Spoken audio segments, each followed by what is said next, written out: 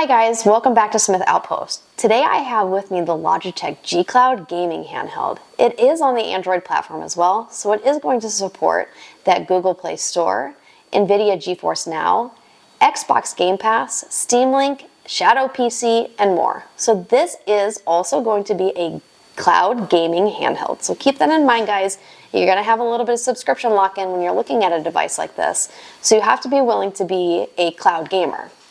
This one is $300, so about $100 less than the Razor's Edge that we had reviewed the other day.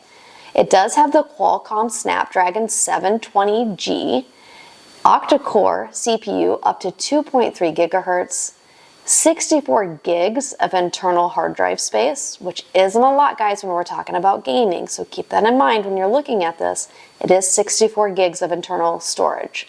It does support a micro SD card as well, so you can expand that storage. So keep that in mind. If you're going to purchase this device, make sure you get an SD card, a micro SD card to go with it.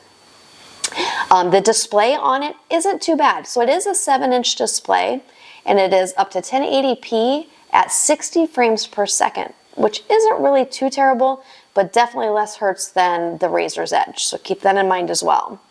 It does support dual band Wi-Fi, so both 2.4 gigahertz and 5 gigahertz as well. It supports Bluetooth 5.1 speakers, and it has 2 microphones as well. It also has haptics inside the controls, so you are going to get that vibration when you're gaming as well. It also has the USB Type-C for charging the device, but this one, guys, it does last up to 12 hours when you're gaming, which is a big improvement over the Razor's Edge. So that's pretty much about the hardware of the device. Now we're going to be taking a look at some of the gameplay and giving you my honest review when it comes to comparing this to against something like the Razor's Edge. Alright, so I just got done talking about the hardware on our Logitech G Cloud. But let's talk about how we feel about it compared to something like a Razor's Edge. A lot of people feel like it's overpriced. At a $300 price point, I didn't really feel like it was overpriced. It has a built-in screen that has actually relatively good quality. I really can't complain about the device itself. The buttons feel like they're good. I don't have a lot of issues with the toggling between controls and things like that. So I didn't really feel like the device itself felt cheap. And a lot of people are saying it feels cheap. I don't really feel like it does. I feel like it feels nice in my hand. It's about 1 pound, so it's relatively light, and I feel comfortable gaming on it. I do want to mention, though, that there were latency issues.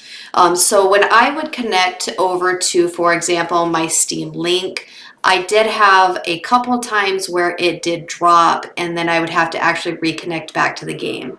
I did experience this a couple times as well with the Xbox cloud gaming as well, where I had latency issues. So if I was, for example, I was aiming to shoot, I could see that me hitting the trigger was actually having some latency between me actually hitting the trigger and it actually deploying the bullet. And so that can be an issue, especially when you're playing a game like Call of Duty, where you need to be pretty much on the trigger and it needs to respond immediately. And so just be aware of that as well if you're looking at the Logitech G Cloud. There are some issues with latency as well. You know, this one only has 4 gigs of RAM, so the processing power behind it and the memory behind it aren't going to be as good as something like the Razor Edge. So just keep that in mind as well. But I do feel like the buttons and the joysticks on this one do feel much better than the Razor Edge, because I felt more like I was Xbox gaming, and we're mostly Xbox gamers in this house. So that did feel nicer to me than the Razor Edge when I have it connected to the Kishi V2 Pro controller. So that is a nice feature of this one, is everything is built in. There's nothing that disconnects or anything like that. You know, what you get is what you get. It's one solid device, and I don't have to worry about connecting the controller to the Android tablet like you would on the Razor Edge. I do also feel like the screen recording feature on the device was really nice. I liked that it had the built-in screen recorder, and I can define the buttons that I use to do the screen recorder. So you'll see some video behind me that actually shows that screen recording, and the quality wasn't as great as you would get obviously on a PC, but It does screen record, which is kind of nice if you want to share a video or something like that with someone, or even use it on YouTube. Just know that the video is going to be a little bit lower quality, and it does have those built-in mics. I will say that the cloud gaming on here is pretty decent, as long as you can deal with the latency issues that you might get with a shooter game, or if you're playing something like Forza, you might have a little bit of delay because the screen is only 60 hertz. It's only 4 gigs of RAM. The processor in it is much smaller than what you would get in something like the Razor's Edge. But honestly, I think for the price, it's not that bad. I think that I might even pick this up over the Razor's Edge. I didn't really care for the controls on the Razor Edge, and I feel like this one just feels better. When I'm holding it, when I'm playing a game, I just feel like the device itself feels better to me than the Razor Edge. I think that you're going to, if you're going to be downloading games from the Google Play Store, for example, you're going to have to map your controls. It's not going to be like your cloud gaming where all of the controls are really preset. I didn't have any like mapping issues or anything like that when I was playing more of the Xbox cloud gaming, but I do have more issues with needing to map controls. For example, if I'm playing Call of Duty Mobile and I've downloaded it from the Google Play Store, you are going to have to go ahead and enable some of those custom controls in order to be able to aim and shoot and things like that, how you would expect to do it on an Xbox controller or a PlayStation controller. So keep that in mind. If you are going to be downloading games from the Google Play Store, you are going to have to do some custom mappings. They're really easy to set up, so don't let that scare you away from the Logitech G Cloud. They're really easy to configure. Overall, if I had to choose between the Logitech G Cloud or the Razer Edge, I'm surprisingly going to tell you I'm picking the Logitech G Cloud, mostly because it feels better to me. And if I'm going to be playing on a device anyways and I'm going to be playing a shooter game, guess what, guys? I'm going to be grabbing that Asus ROG Ally anyways. I do feel like my gaming experience on something like this, because the controller is so lightweight, the buttons feel right. I feel like they got the spacing a little bit more accurate than the Razer Edge when I'm gaming.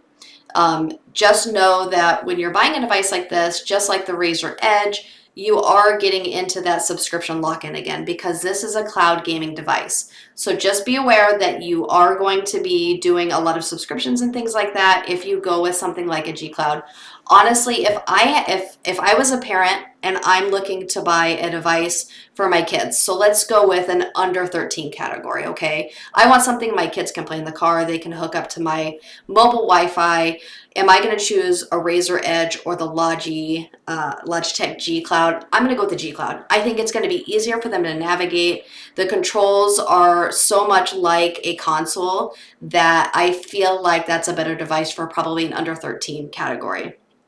And if you're like looking for something to play at work and you just want to be able to game, download those mobile games and do some maybe Xbox cloud gaming and things like that, I don't think it's a bad device, okay? But if you're going to be doing a little bit more intensive gaming and you want to use that Steam Link, or you want to connect up to your PC, your device is going to be the Razer Edge because it has more processing power behind it, it has more memory and things like that. So if you're a parent looking for an under 13, get it. I mean, I think it'd be great. My son actually loves it and he plays with it on a regular basis, and he plays Call of Duty Mobile and things like that, and I haven't heard one complaint out of him. But as an adult, I can see that there's latency issues and things like that with the Logitech G Cloud. Overall though, I don't think it's a bad device. I would still pick it up and I would still play with it.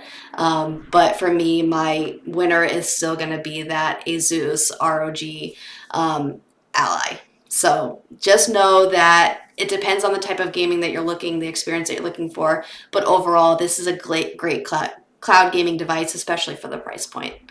All right, guys, that's my review for today. I hope you enjoyed this video on the Logitech G Cloud. Make sure that you like and subscribe. We're going to be doing reviews like this all the time.